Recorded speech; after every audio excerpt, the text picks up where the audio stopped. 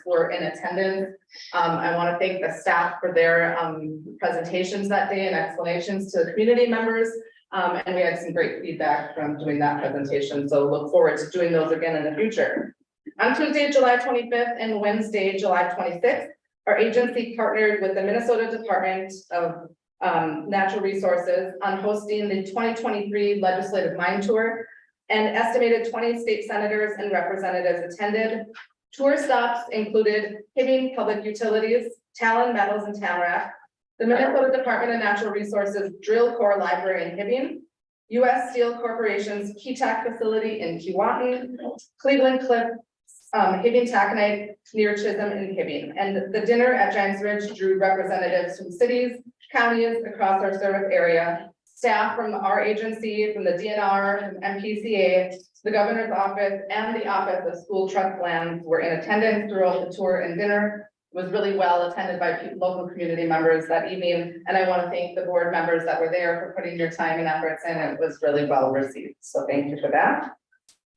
The agency will move forward with our first meeting to discuss the design for the new recreation center at Giants Ridge. RSP Architects was the successful bidder to design the building. We'll be holding our first meeting at Giants Ridge on Tuesday, August 22nd. You can reach out to staff if you need further information on that. And at today's board meeting, we will be reviewing $3.1 million in business development loans, which are anticipated to retain and create up to 178 jobs. For our regional business development investments. So our regional investments, we have development infrastructure at $1.1 million. You can see there on the map. For community infrastructure, we have approximately $1.8 million. Regional trails at $700,000. Iron Range Higher Education at $630,000 for a total regional investment today of $4.3 million. And that is all I have for commissioner's comments. If there's any questions, otherwise you can move on in the agenda. Thank you, commissioners. Any other questions or comments from the board members for the commissioner? I'll just make a comment and say thank you to you, commissioner, and all the staff here at the agency for all the work on that night tour. It really was fantastic bringing that many people together. I'm not just saying that biasly because it was all in my district. I was just by hand. But thank you to everybody. It was a wonderful event. So with that, we'll move to the next item on the agenda, which is resolution number 24-001. Mr. Schoberg and Mr. Sunball. The floor is yours. Thank you, Mr. Chair. We have, as the commissioner mentioned, two business development loan projects. The first one is with Cass Corporation, and the agency has a long history with Cass. And I'll defer to Mr. Sunball to introduce the project. Mr. Chair, members of the board, our first participation loan is with Security State Bank in the amount of $600 for Cass, $600,000 for Cass Corporation. Total project investment in this project is $1.2 million. So Security State Bank and the IRRR will split $600,000 each. Cass Corporation, located in Hibbing, was incorporated in 1995 and is 100% owned by Tim Bungarden. Cass Corp offers complete pattern and mold manufacturing services with advanced 3D and CAD/CAM technology. They also offer complete CNC machining capability to complete their tooling and casting sales. Cass skilled employees can bring a product from concept to completion or develop customer provided molds into prototypes, production patterns, and permanent molds. Cass Corp has worked with major companies like GM, Ford, Chrysler, Polaris, Arctic Cat, Yamaha, Detroit Diesel, to name a few. Metal 7, a Canadian company, was recently brought in as a major 70% investor on the foundry side of the business. Metal 7 brings in 40 plus years of experience in design and manufacturing with an international presence.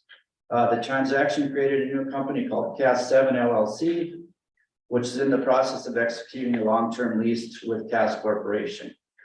The proceeds of this loan will be used to make facility improvements for both Cass Corp and Cass 7 LLC. The improvements will include a foundry expansion of 5,400 square feet plus a loading dock. A remodel of 3,050 square feet of a heated storage building for Cass 7 administration offices. And the addition of a 3,200 square foot cold storage building for Cass Corp. As Matt had mentioned, Cass Corp has been a frequent customer of the agency with loans dating back to 2012. All current loans are in good standing with good payment history. This loan is contingent upon the final receipt of the 10-year executed lease with Cass 7 and Metal 7, which we do expect very soon. And I do have Laura Ruzich here with the company if there are any other questions. Thank you, Mr. Sunwell. Is there any other questions from the board here? I'll just have one question, Mr. Sunwell. How many jobs are gonna be created by this, or construction jobs, do we know? They're actual construction jobs. Maybe Laura can answer that. I can't give you an exact figure. I mean, there's the steel structure, so the addition on the loading dock and 400 square feet on the boundary, it will be through the original contractor that built the boundary, because it has to be steel structure, as well as concrete and overhead doors for that portion of it. For the administrative offices, that was the former heated storage, we utilized existing employees that had a side construction business. We utilized them because we were having a difficult time identifying resources to do the project. And then North End Building was the contractor involved in creating the new cold storage for Cass Corporation, because Cass 7 took over the existing heated storage facility. Thank you for that. When you're done, Mr. Chair. I was just gonna say, the reason I asked that question is because not only are we supporting that the business is doing great things up here on the range, but also the jobs that spin off from them when we invest in these things. So thank you for that answer, and thank you for the work on that, Senator Eichhorn. Thank you, Mr. Chair. Mr. Sunderland, I've got just a curiosity about the collateral position. I see that the agency ends up in the third position. I know that does not put us in a great position. Should something go sideways, I see that this company does have a good track record with us. So I'm just kind of curious with this and with the other one, do we do this a lot where we're in the third position? I feel a little more comfortable when we're in the second position, which I know where we're at often, but have we had any problems as an agency being in a third position if something went bad, not getting covered? Mr. Chair, Senator Eichhorn, this is kind of a unique situation. The third position, we actually share the first, second, and third. The reason it wasn't refied totally is because of the current interest rates. So basically, you share all positions. Mr. Chair, so in this case, we're in a good position. We're in first, second, and third. Are there other scenarios where we end up in a third position, or is this kind of a unique situation? Mr. Chair, Senator Eichhorn, it's a unique situation. Thank you. Any other questions from the board? With that, Lorraine will take the roll. Actually, I have to make a motion. Representative Scrabble moves that we pass resolution 24-001. Seeing that, Lorraine will take the roll. Excuse us. Senator Farnsworth makes the motion. And with that, Lorraine can take the roll. Senator Champion. Representative Davis. Aye. Senator Eichhorn. Aye. Senator Farnsworth. Aye. Senator Hoschow. Aye. Representative Eigel. Aye. Representative Liskard. Aye. Representative Straw. Aye. We have 7 ayes and 1 excuse. With that, the motion prevails. All right, next item on the agenda, resolution number 24-002, appointing Mr. Koberg and Mr. Malish. Thank you, Mr. Chair, Chair, members of the board. The next project for consideration is a direct loan to L&M Supply Inc., which will allow them to be part of the financing package for them to construct a new 200,000 square foot distribution center in Grand Rapids. We've been working with principals of L&M for quite a while now. I think several years. We've gone through several iterations, and we're very, very pleased that we're bringing this for your consideration, which will reinforce their Grand Rapids company, true, great regional retailer. And this will allow them to keep their distribution center in our service area. And with that, I'll ask Mr. Malich to fill you in on some of the details. Mr. Chair, members of the board, the next project is a $2.5 million direct loan to L&M Supply Inc. James Luthen and Delbert Madison opened the first L&M supply store in Grand Rapids in 1959. The first store was a 30 by 60 wooden building that barely had room for all the signage on the front. They started with a small markup policy and a vision to be one of the first merchants to buy direct from factories and sell directly to the consumer. Out of that vision, the company philosophy and logo was established as quality at a discount.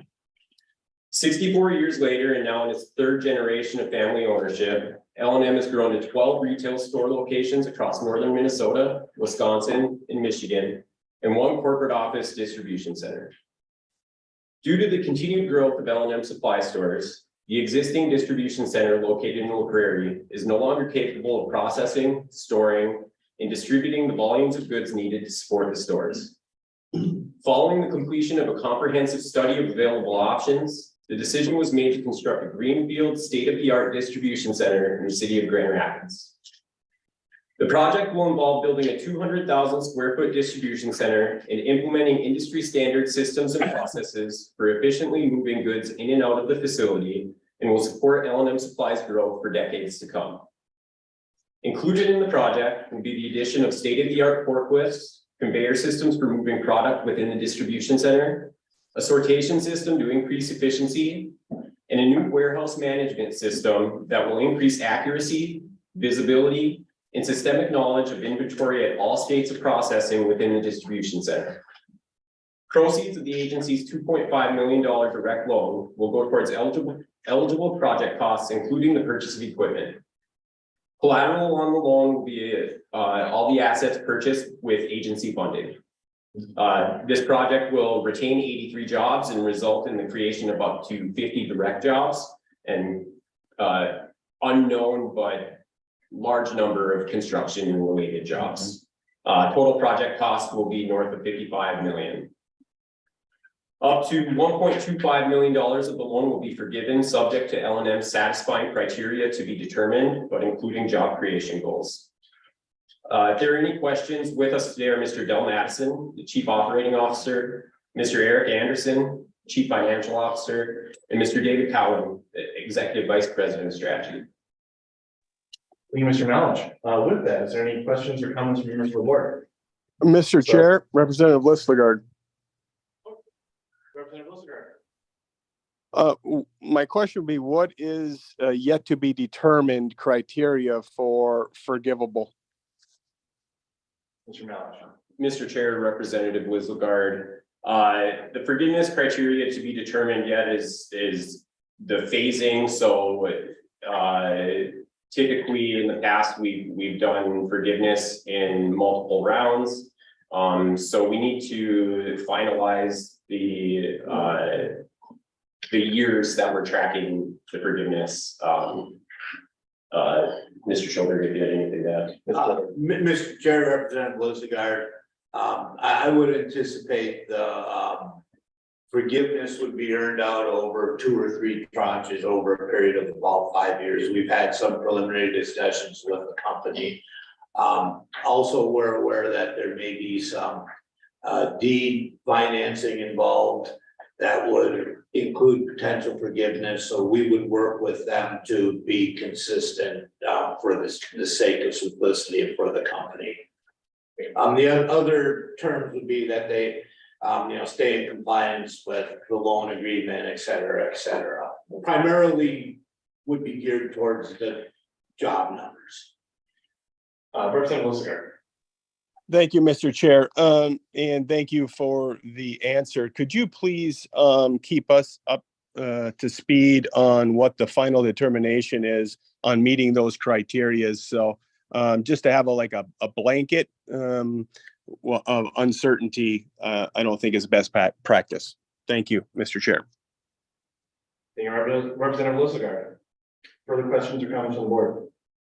Representative Davis. Yeah, thank you, Mr. Chair. For me, this is pretty exciting. I mean, we all know the loss of Huber in the area, losing over 400 jobs. And this has the potential of bringing in 50 new jobs. This is exciting for my district, Grand Rapids, Capacity, Prairie area. And what a great company. It says here, the first store was a 30 by 60 wooden building that barely had room for all the signage on the front. I mean, talk about starting a business in your garage. Basically, this to me is what the heart of Minnesota is all about, and northern Minnesota is all about. So this is very exciting to get behind. L&M takes care of their employees, and I just have one request for L&M, that they would start one in Cross Lake, Brainerd Lakes area. That'd be really nice. So thank you, Mr. Chair. Absolutely. Senator Rayburn. And I will echo Representative Davis's comments. I will say that, you know, L&M has been a good community partner in the Grand Rapids area and the taconite relief area as a whole for a long time. So I'm excited to see that the facility will stay local and those jobs will stay local. So thank you for continuing to invest in our region. We greatly appreciate that. So I'm excited about the opportunity here as well. So with that, Mr. Chair, unless there's other questions, I would move resolution -24-002. I got a few more comments, but we'll go back to Senator Rayburn. So we'll start with Representative Stroud. I just want to bring out, how many years of abatement is this estimated? Mr. Chair, Representative Straba, we've got Rob Matei with the city of Grand Rapids here. Representative Straba, we're estimating 9 years of TIF and 20 years of abatement. Okay. And I just want to, sorry, Mr. Chair, I just want to, for the public, this isn't like giving, no one's giving the corporation money here. The money, they still have to generate the money, they still have to pay this, but it's being used to finance their business, which is a tool in our economic development toolbox. And when everyone goes along with it, the payback is good, is better somewhere down the line. I know some people in the public keep accusing, you know, well, that they don't have to pay taxes. If they do, it just goes to pay for the project. At a $55 million project, every time you can get $1 million here or $1 million there, it helps. And the anchor, in my opinion, I drove back where I was driving from, somewhere over that way the other day. And I'm driving through the areas and I'm thinking, wow, this retail is investing in our area. That's a big step. That's a huge step. While I'm listening to the radio about how Target and Walmart and everyone's taking a hit. And it's kind of like, and here we are, grow. So I'm excited. I just wanted to know the length of the terms. I'm happy you guys are sticking around and building it here, not say where, but in a different state, you know. But thank you. Thank you, Mr. Chair. You Representative Strada. Senator Parsons, you have a question as well? Yeah, thank you, Mr. Chair. So I want to echo everybody's excitement. This is right on the border of my district. And of course, I grew up going to L&M, and of course, the saying at our house is if they didn't have it at L&M, you probably don't need it. The sentence that actually really gets me excited, and I just wondered if the company could comment, it says the project will support L&M supplies growth for decades. Is there like a strategic plan, so sort of to get to Representative Davis's request for growth? Because that's of course what I would love to see, you know, 50 stores and all of the warehousing done right here on the Iron Range. So I'm just wondering, without necessarily insider specifics, you know, that would tip off your competition, but is there a plan for growth as a result of this? If you want to come and talk about it, you can come to the table, that'd be great. Thank you. Mr. Chair, Senator Farnsworth, this is Mr. Eric Anderson, the CFO of L&M. Hi, thanks for support. Thank you. Thanks to everybody for having us here. And yes, we do actually have strategic growth. And in the recent past, that growth has been accelerating as we're finding much more opportunities for our type of business. Where we've currently been looking eastward in Wisconsin and the Michigan markets, because there's a lot of similar markets to northern Minnesota where a lot of tourism and a lot of support we can provide those types of customers. But there's still a lot of opportunity in Minnesota specifically, and even westward. And so this really becomes the central hub of our whole network to be able to support all of our existing stores and future stores for sure. Senator Parsons. Thank you. Representative Stroud. Thank you. Mr. Chair, Mr. Anderson, are you utilizing the rail? Is that how a lot of your product comes to you in rail now, or is it a combination? We don't use rail at all, other than the products that come into either St. Paul or on the West Coast. All of our products incoming are on trucks, in semi-truck traffic, so thank you. Any other comments or questions? With that, I don't see any, so I will move resolution 24-002 be approved. Senator Reichert made a motion to approve resolution 24-002. Maureen, take the roll. Senator Champion. Representative Davis. Aye. Senator Reichert. Aye. Senator Farnsworth. Aye. Senator Huskrow. Aye. Representative Igo. Aye. Representative Lister. Aye. Representative Strava. Aye. We have 7 ayes and 1 abstain. They were reading with that, the motion prevails. Next item on the agenda is resolution number 24-003. Mr. Goldberg and Ms. Risma. Mr. Chair, Mr. Ishmael will be presenting 9 development and community infrastructure projects. Thank you. Mr. Chair, members of the board, 9 projects for your recommendation, agency investment. 3,016,726, total project investment $26,406,737. These are all infrastructure projects. We'll start with development infrastructure, City of Buell. Request $151,362. The project consists of infrastructure, site work, and road construction for a new housing development. The Damien 2 addition will provide 10 single-family home lots in the heart of the city. The city recently sold the last available lot from their sublet, creating a need for development of new residential lots. The Damien 2 residential development combined with new homes and Stubler addition will result in 22 new homes built within the city over the next 2 to 4 years. Project is expected to create 2 construction jobs. This project is actually just a note. We've come back a second time on this due to increased project costs. You'll see within the table for funding that Iron Range Resources provided a fiscal year 22 grant in the form of $87,000. That work has been done, that money's been used. This is additional funds to help complete the project due to increased costs. And I believe 8 of the 10 lots have been sold already by the city, just for your information. Next project, City of Chisholm, the grant amount $500,000. Project consists of infrastructure, site work, and road construction. City is working with the developer who plans to construct an 11,000 square foot building that will house a new child care facility, a clinic, and county services. The child care center will be licensed for 90 full-time equivalent children ranging in age from 6 weeks to 12 years old. Facility will be located near Highway 169 across from Minnesota Discovery Center and adjacent to Delta's Reservation Sales and Customer Care Center. Project is expected to create 20 construction jobs and 22 permanent jobs. City of Silver Bay, grant request amount $500,000. Project consists of excavation, infrastructure, and site work for a large housing development. The extension of public infrastructure to Bayview Park will provide the opportunity for a 53-unit housing and resort development. The original estimates for infrastructure were $2.9 million. However, recent bids estimated the cost of approximately $3.5 million.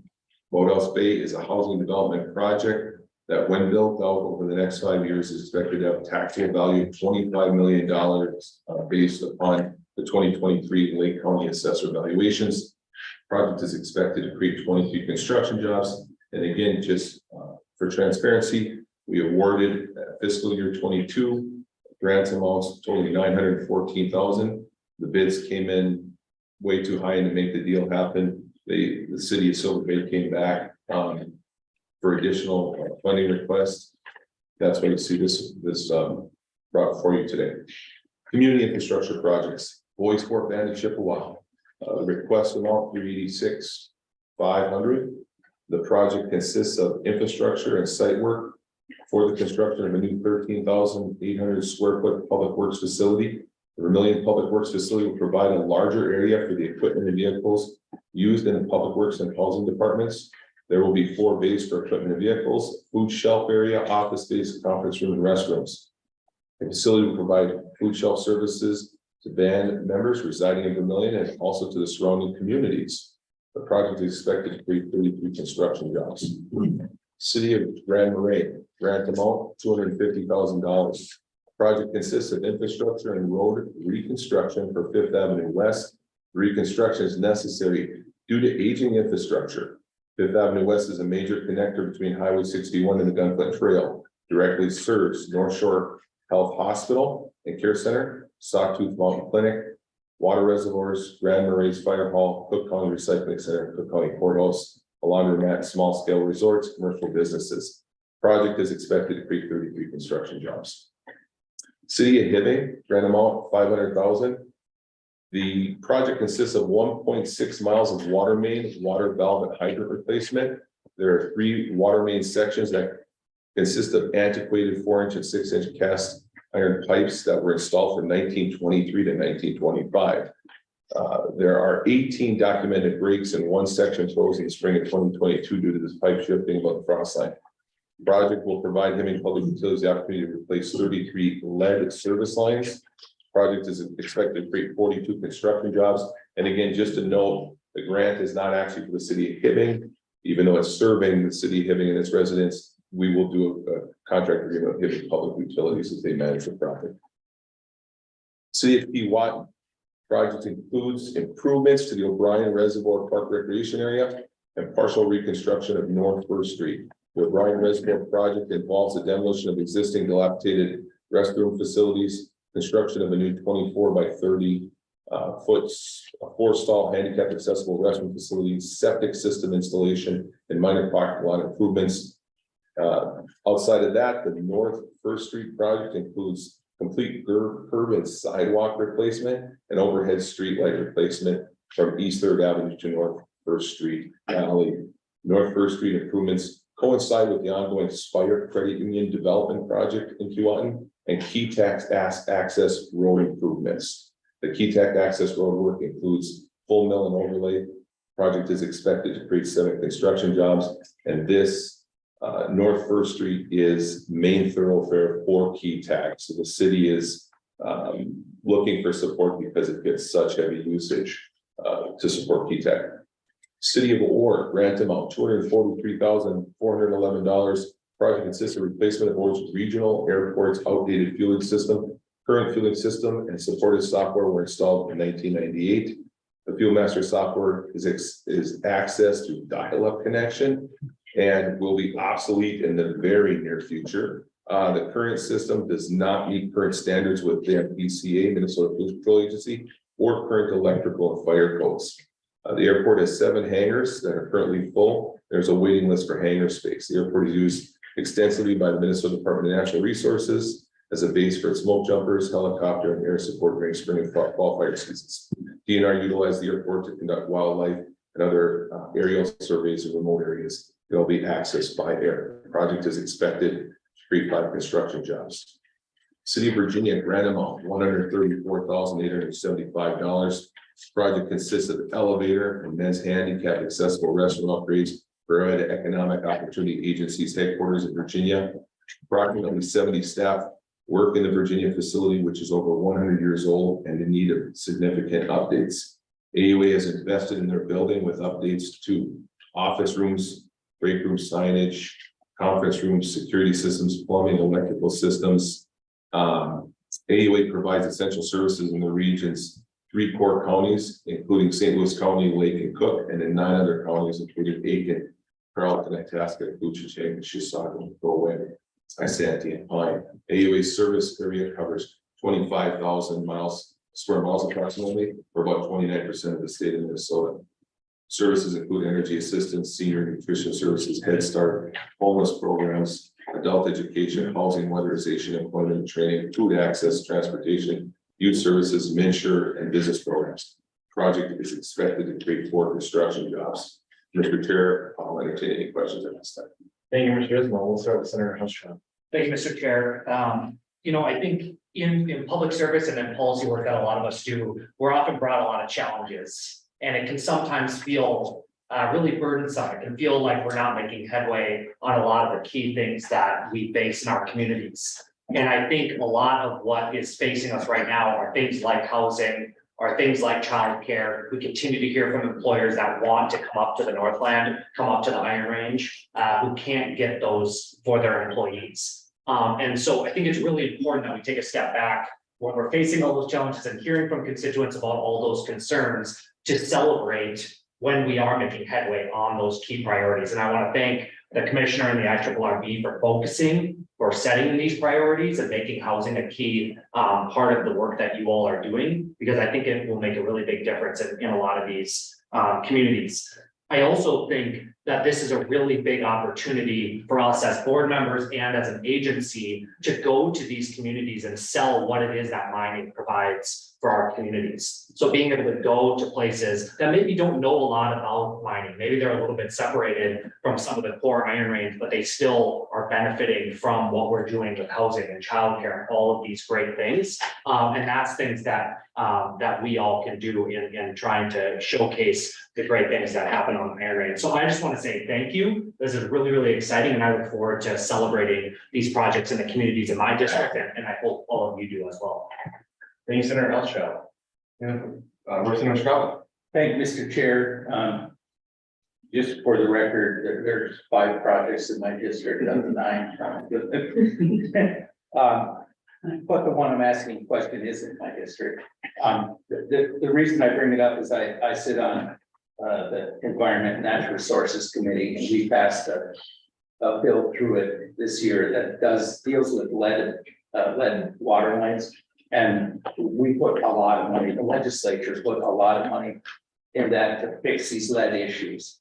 And I'm curious if the HPUC, they've identified 33 lead service lines, and if they did, are they gonna be, because that money's available right now, it's ready to go. So if they can go after it now to help take, some of the, I'm sure that's where some of the PFA stuff came from, but I just want to find out if that's where it is, Mr. Chair. Thank you. Mr. Ismail.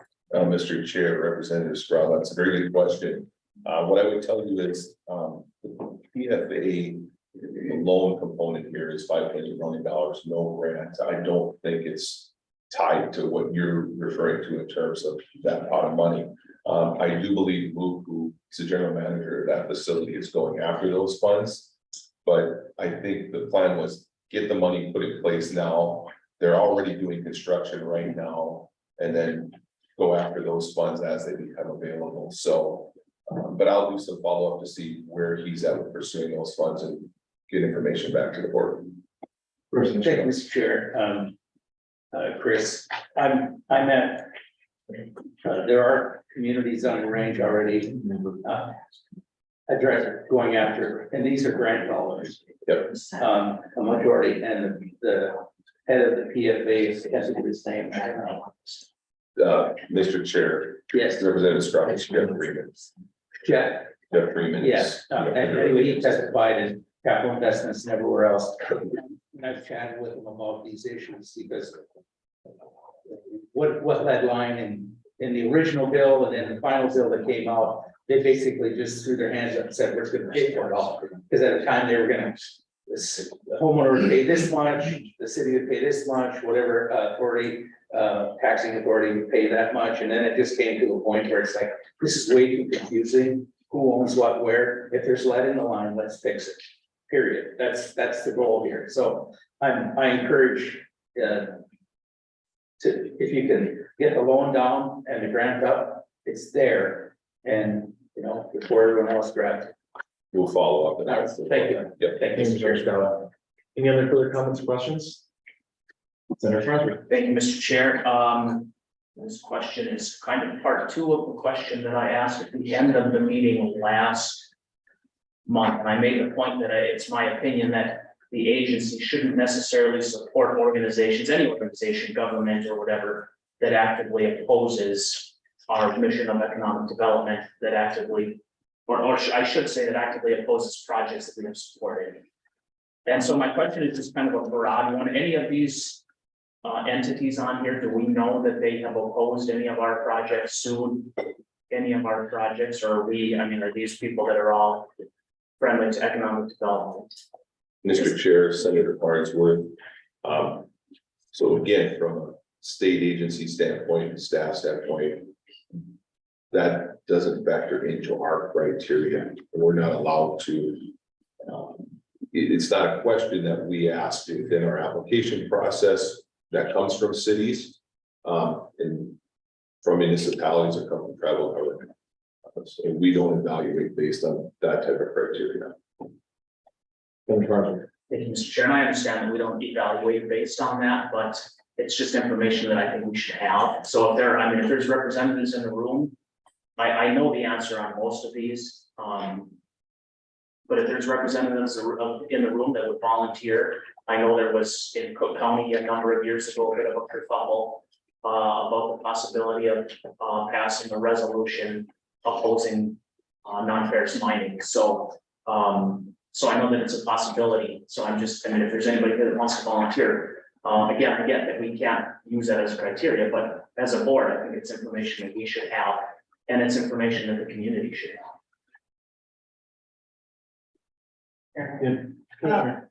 Chair Idle, Senator Frondberg. If I hear what you're asking if any of these applicants has been opposed to mining projects. I don't want to put in because as an agency, our agency doesn't take a position on mining projects, although we have mining dollars that we distribute. Boards and city councils and mayors and county boards change as elections change, as the tribal government elections is. I think it would be. If you're asking if we can see whether a party or an entity at one point opposed a mining project, it would be very difficult to look through all the years. And as an agency, again, going back to what staff, Chris Ismail said, we have specific projects and guidelines of the state agency. And when we distribute funds, it's to entities that are impacted by mining or in our taconite service area. It's really difficult to look at political beliefs or specific projects and whether entities have supported or not supported those. Any follow-ups? Yeah, thank you, Mr. Chair, and I take issue with the word political beliefs because I used the example the last meeting of Huber. This agency was financially supporting the Huber project at the same time financially supporting an organization that was opposed to the Huber project. So it's not just mining. Are there any of these entities that are opposing what our agency is trying to do? Because if they are, then they probably shouldn't be getting agency money. And I don't think it's political. It's common sense. And so but I mean, if there's no answer, I think these are all worthy projects. I just think it's something that people want to know, and it's something that I want to know. So, thank you, Mr. Chair. Thank you, Senator Barnes. I'll just pivot from that. What I'll kind of say is we can look at, if you look at the front page of these packets and look at it, the agency right now is investing $3 million for a return of $26 million being invested in our communities. And I think the message we can take from all is that mining dollars that are coming from our range are turning an investment of 8 times into our communities. And that's the message that this board can share. Similar to what Senator Hellstrom said, we can celebrate the fact that these mining dollars are not just multiplying by a term of 2, 3, but it's 7, 8, and 9 when we invest dollars. And communities are benefiting across the range, which is something that we all need to capitalize. And I think it's the duty of the people in this room, the duty of this board, the duty of the agency to educate and explain that to people and really so people know where these dollars are coming from. Because I think in this day and age, it's really easy to get caught up in how fast life is moving, whether it be what you see on the news, whether you see on social media. But this agency is doing a lot of great things and we're investing in a lot of great things. So we need to share that room. And I ask for everyone here today. So I want to appreciate the work that, Mr. Schober, Mr. Smith did on this, to have a return on investment of 8 times agency dollars into communities across the range. So with that, is there any further questions? I'll seek a motion.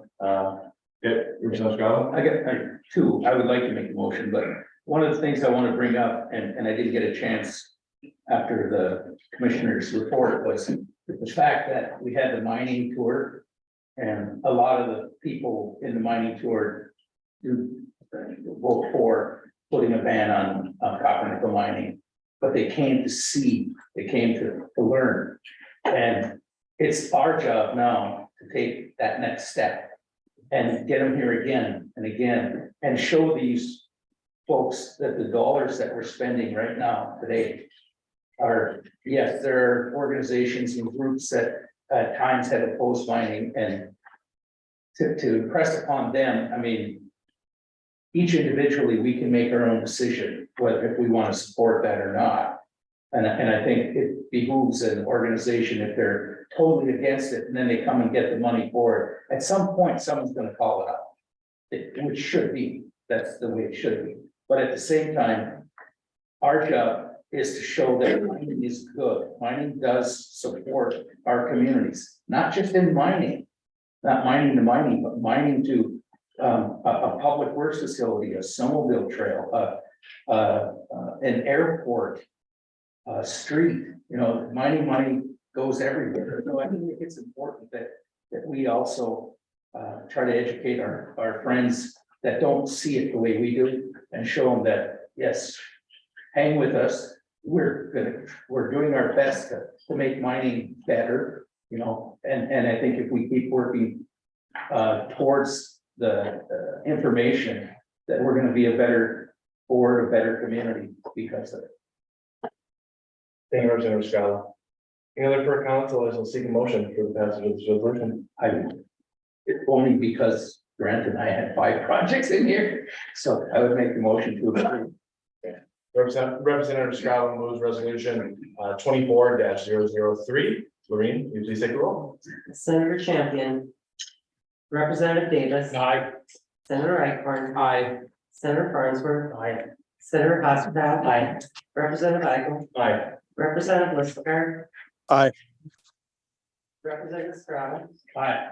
We have 7 ayes and 1 excuse. With that, the motion prevails. Thank you. Next on the agenda will be resolution number 24-004. Ms. Johnson and Mr. Plummer.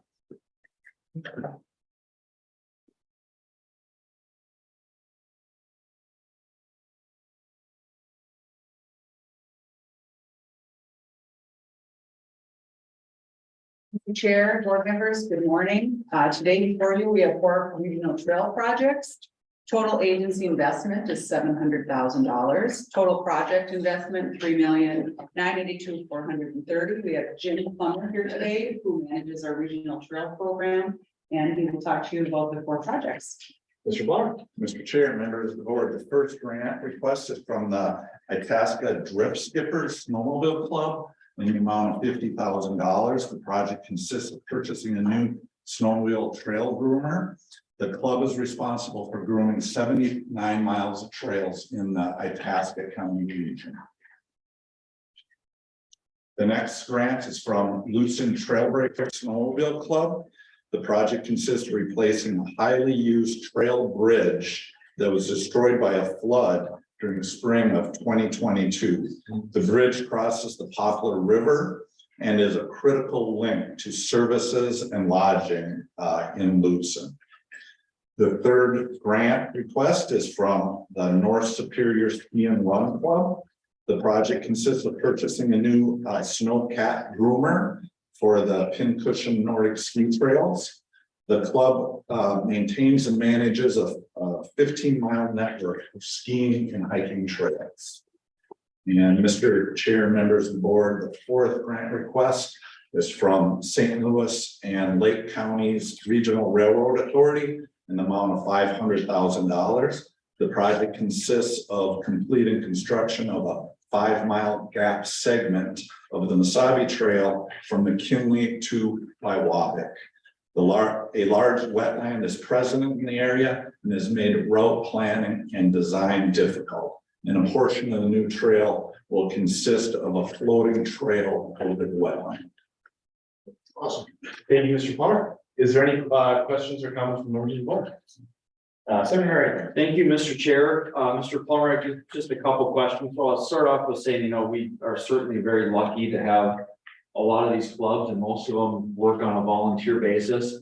And that's kind of where my first question comes in, is jobs. I know in a lot of our programming, we see kind of the number of jobs these create. I realize these are a lot of volunteer type jobs, but I assume some jobs are probably still created in this process.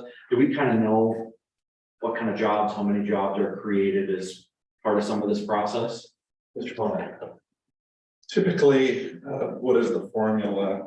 6.5 jobs per $1 million of project. Two of these projects are to local clubs for maintenance equipment that gives them the ability to maintain their own trails, and you know those are volunteer type of hours. So I think it's a great tool for local clubs, the fact that we can help them assist the maintenance equipment and grooming equipment. Definitely, Mr. Chair, and then just to piggyback on that, another thing, I was just talking to Senator Housechild a little bit ago, he was on taxes, we actually had a provision in the Senate, and we were trying to figure out if it made it through conference committee that would have allowed these clubs that are doing like the bridges, the construction, that kind of stuff, to have a tax exemption on those materials they buy, so that these dollars can stretch even further for these nonprofit groups. And we can't remember if it made it past conference committee or not. We're pretty sure it did, but that is a huge positive for a lot of these clubs, because again, they're all volunteer. And just think of the economic impact on the Itasca County Drift Skippers. When the report data you had on here from Visit Grand Rapids was the average person spends $124 per person when they're coming through. And I think that might be even a little bit low, because I think a night at the Timberlake alone is probably more than 124 bucks, and then food, gas, and all the other stuff. Do you have any data beyond that that says kind of what economic impact there is? I know we've seen it before through, I think, Explore Minnesota Tourism, but it's amazing what our investment was about 4 million here turns into for economic impact for our whole region. Do we know kind of what that looks like? Mr. Plummer. Mr. Chair, Senator Eichhorn, I don't have that information with me right now, but I'd be happy to gather that information and provide it to the board. Thank you, Mr. Plummer. Good enough, thank you. And that's all I had for questions. With a lot of exciting opportunities here for our own residents and people who are coming here to enjoy what we have. Representative Scott. Senator Eichhorn, you threw it in right at the end. One of the things we keep forgetting is, why do we live here? What draws us here, keeps us here? And these trails, like whether it's a cross-country speed trail, a bike trail, a snowmobile trail, we all recreate. So it's one of those things that when you're, again, in the economic toolbox, why do you want to live here? What's the reason? Well, I can get on my snowmobile from my house, ride all day and come back. I don't have to put 4 hours, 8 hours on the vehicle to go back and forth, so there's value in that. And I, like trying to find a job number for it. I'm just like, sometimes we just like, it's okay if we spend the money on something that we benefit from. So I think, tourism is great and all that, but I look at it like I benefit personally from it, and I enjoy that, and I want other people to do it. And I really want to underscore the trail design. I think this is like been the missing link on the Mesabi Trail. We've been trying to get through this area for years, and we have a lot of floating bridges now in northern Minnesota. ATV, bike, you name it, it's out there now. So it's proven, it's okay. So I look forward to next year. I'm hoping the trail will be complete totally, and when it does, it'll be a time for a celebration. It's a big deal. This board has had a lot to do with it, and I appreciate that. Thank you, Mr. Chair. Thank you, Representative Scrabble. Any other further comments, questions? I'll just make one closing one. I mean, again, I want to just highlight the fact that there's 4 projects here with an agency investment of $700,000, yet the total investments we're seeing from these is almost $4 million. So again, just want to amplify the good work the agency is doing to find ways to make these projects happen and make larger investments into our communities across the range. That, as Representative Scrabble said, Senator Eichhorn said, we're going to see tourism impact and dollars coming into our area, but also quality of life increases for everyone that lives up here, and we call our neighbors. And I think that's just amazing. So with that, can I get a motion to move this resolution? So Senator Housechild moves resolution number 24-004. Maureen, can you please take the roll? Senator Champion. Representative Davis. Aye. Senator Eichhorn. Aye. Senator Farnsworth. Aye. Senator Housechild. Aye. Representative Feigl. Aye. Representative Lister. Aye. Representative Scrabble. Aye. We have 7 ayes and 1 excuse. Thank you. With that, the motion prevails. Thank you. All right, the next item on the agenda will be resolution number 24-005. And we've got Mr. Smith.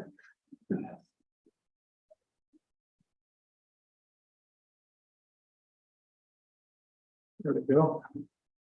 Thank you, Mr. Chair. I was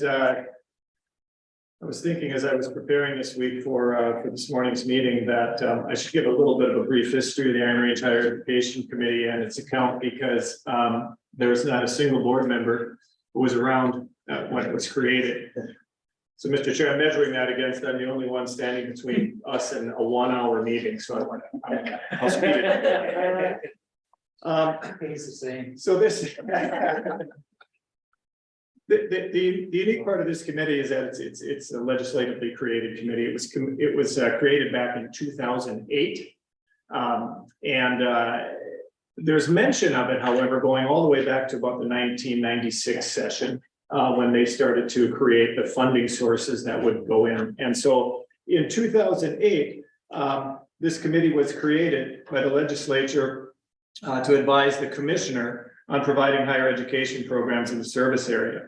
Programs are funded by a nickel a ton of the production tax that's placed into the higher education account upon recommendation of the commissioner and the Iron Range Higher Education Committee. It's brought to you then for informed consent. The committee members are legislatively defined in the statute, and they are currently Senator Rob Farnsworth, Senator Grant Hochschild as vice chair, Representative Dave Lislegard as chair, Representative Scraba. The governor's appointee is Julie Marinucci, and the Minnesota North College president is Mike Ryich. And of course, our commissioner is Commissioner Ida Rukavina. And then the appointee from the president of the University of Minnesota is Dr. Rolf Weber, the executive director of Natural Resources Institute. So this committee has invested since 2008 a significant amount of money in programming and customized training and other higher ed initiatives that are brought to us by our industry partners as an area of need and importance to the regional economy. And so this committee met on Wednesday, July 12th, 2023, to receive updates on the Minnesota North College merger and received information on the proposed investments. The Iron Range Higher Education Committee has recommended the expenditures from the higher education account bifurcated into two portions. One to Minnesota North College in the amount of $400,000, which is an amount that goes to the Iron Range Engineering Bell program that has been created in northeastern Minnesota, that with business and industry, along with the University, Minnesota State University Mankato, allows our students to stay home and get their four-year degree in engineering. Almost 300 graduates out of that program. The majority of them are here working locally. It's been a tremendous boom, not only to our students, but to our regional businesses. The second investment is a $230,000 grant to Minnesota North College for work with their advancement strategies and their college foundations. There are four of the campuses, four of the six campuses are in the taconite assistance area, with the exception being Rainy River Community and Technical Campus, which is not. So while the college foundations are functions of the campuses, the college foundation presidents are not, or the college foundation directors are not employed by the college. They're employed by the foundation. And so as the colleges have merged into one college, the foundations are working through the process of what does that look like for them. So this particular $230,000 grant is divided into $160,000 for operational support to help support the foundation directors while they make a plan for self-support. $25,000 for professional development and benchmarking, taking a look at what other foundations are doing, making sure that they're initiating best practices, and then $45,000 in a scholarship management software that then will help these foundations feed their information back and forth between each other. And the new programming, students will be able to move between campuses depending on the program they're in. So there's a lot of work that needs to be done there. Mr. Chair, that's all I have, and I stand for questions. Thank you, Mr. Smith. Any questions or comments from the members of the board? If there's not, I just want to make one comment on the Bell program. That is a gem we have up here in Minnesota by Iron Range. It been a long time coming, but it's just developed so much. We have some amazing staff and psychologists up here that work to make that program possible. And we have some amazing success stories. All you gotta do is go to any local businesses across the range and ask how many went through Iron Range Engineering, and a good portion of them have. So great thing for us to be supporting today. And thank you for all your work on Mr. Smith and members of the Higher Education Committee. Thank you, Mr. Chair. May I, Chairman? Yes, absolutely. Thank you. Tony Jeffries, Engineers Club of Northern Minnesota. Please allow me to take this quick opportunity to mention a couple things on that Bell program. The Engineers Club in Northern Minnesota has been around since 1916. We're about 110 years old. Within 1914, it's kind of a debate there. Anyway, in the beginning and from the get-go, we have been completely supportive of the Bell program. We're extremely proud of it. The Engineers Club in Northern Minnesota's primary mission is for providing scholarship monies for further and higher education of specifically area youth. This collaboration with Mankato has resulted in some great stories and continues to. So on behalf of the Engineers Club, current president this year of the Engineers Club of Minnesota, Northern Minnesota, thank you for your support. Thank the agency for their support. Hope to continue to see it in the future, and don't hesitate to call on our organization if there's anything we can do regarding that. Thank you. Can I get a motion from the board? Senator Farnes just makes a motion to move resolution 24-005. Can you please take the roll? Senator Champion, Representative Davis. Aye. Senator Eichhorn. Aye. Senator Farnsworth. Aye. Senator Foster. Aye. Representative Weigel. Aye. Representative Listergaard. Aye. Representative Strava. Aye. We have 7 ayes and 1 excused. With that, the motion prevails. All right, that moves us to our final item on the agenda, which is resolution number 24-006, which is just a brief resolution here, and I believe Deputy Commissioner Betchka will give a quick presentation on this. Thank you, Chair. I go members of the board. I'll try not to delay you any longer than I have to this explanation. This resolution is being brought to you because during the 2023 legislative session, a session law was enacted that requires that the agency sell $42 million in education revenue bonds to support 6 school districts with projects that are going on there. So a similar session law, almost identical language, was enacted in 2013, and the agency sold $38 million of revenue bonds at that time. Well, anyway, my recollection of the rules, that the IRS has a lot of rules about when you can distribute monies and things like that. Back in 2013, the agency could only reimburse for expenditures that were incurred 60 days prior to the sale of the bonds. Now, at this point in time, we have secured our bond counsel, we're paying by the Attorney General's office, and we just got a contract in place for our financial advisor. So we're going to have our official bond kickoff meeting next Monday. From that point going forward, it's going to take at least 45 days before we can sell the bonds. I mean, that's if everything goes really well, which is roughly October 1st. So without any further action, the earliest that the agency could reimburse for expenditures would be about August 2nd or so. For expenditures occurred on or after August 2nd.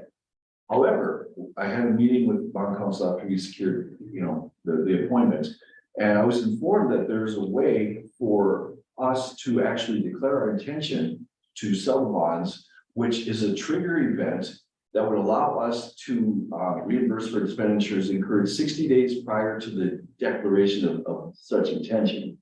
So our bond counsel our bond counsel drafted this resolution, to see you're aware, and is recommending the board pass it, and then that our commissioners sign a declaration modeled after this. So basically, if you enact this, the commissioner will sign something that says, you know, incorporating this. And this will allow us, today is what, August 9th, for expenditures incurred on or after June 11th on projects that are ongoing. And it's understanding that there's at least one project, if not more, where there are costs being incurred right now that have been, you know, ongoing starting in the summertime. So it may really be a benefit for those districts if you're able to, you know, pass this resolution, you're able to kind of control the clock in essence. So instead of going 60 days from the sale of bonds, we go 60 days back from the point of the declaration is signed. Does that make sense? Yes. Okay. Thank you, Deputy Commissioner. I'll just kind of add to that. This is a great opportunity, I think, for the agency to continue to help with the education in school districts. Kind of lets us be that fiscal agent to kind of come in there and help them keep doing what the agency does best on these projects. So is there any kind of questions or comments from the board on this resolution? Yeah, thank you, Chair. And I just want to say that I know that we had a lot of needs from our schools in all of our districts. A lot of construction prices have inflated pretty dramatically. We've seen that even with some of the projects we approved today. And so I was really happy to work on this legislation in the tax committee to help us sort of bridge this gap and help all the school districts get what they need in order to provide for our kids. And I think it's no better investment for the IRRB to make than in our kids' future. And so I'm looking forward to this happening, and I appreciate the agency working with me and others on making sure we can make this happen. Thank you, Senator House. Is there anyone else? With that, I'll look for a motion to move this resolution. Representative Scrava moves resolution 24-006. Lorraine, will you please take the roll? Senator Champion. Representative Davis. Aye. Senator Aikman. Aye. Senator Farnsworth. Aye. Senator Foster. Aye. Representative Eigel. Aye. Representative Lister. Aye. Representative Scrava. Aye. We have 7 ayes and 1 against. With that, the motion. Sorry. With that, the motion prevails. Representative Scrava. I do want to bring up one thing before we adjourn. We did that DNR mining tour, and I thought that went really well. I would encourage Commissioner and the DNR Commissioner to work on a lobbying tour for our district, for our communities. Try to get members in the legislature to come up, and I mean, if it happens to be a fall lead time, to get them more interested up here, to show them what we have and why the loggers. Some things have been happening with federal money on state land and issues like that, that I think if we have the legislature behind us 100%, and how much it includes us with our we spend money on logging operations all the time. So I just think it's an important, if we can all get together in the state agencies to get a tour up here similar. I don't know if you're interested in that or not, but. Thank you, Representative Scrava. I mean, I think that's something to look into, but also the school trust lands. We'll be doing a tour probably along that one, which usually the agency partners with when those tours happen. Okay. So I know something's in the works to tour that, and that's going to be mostly touring our logging sites and lands across northeastern Minnesota. I think it's important. Thank you, Mr. Chair. Any other further comments? I'll just say thank you everyone for your attendance today at today's meeting, and thank you to all the agency staff, the commissioner as always for all the hard work you do to make these things possible. With that, Senator Eichhorn. I will say that I appreciate when our meetings are at 10 a.m. because then we're done right about lunchtime and I get an opportunity to eat somewhere over here at a local place that I don't always have in Grand Rapids. So I appreciate that. With that, I'm ready to go to lunch, so I'll make a motion to adjourn, Mr. Chair. Senator Eichhorn makes a motion to adjourn. With that, can we do a voice vote for this one? Say all in favor. Aye. We are adjourned. Yeah. You're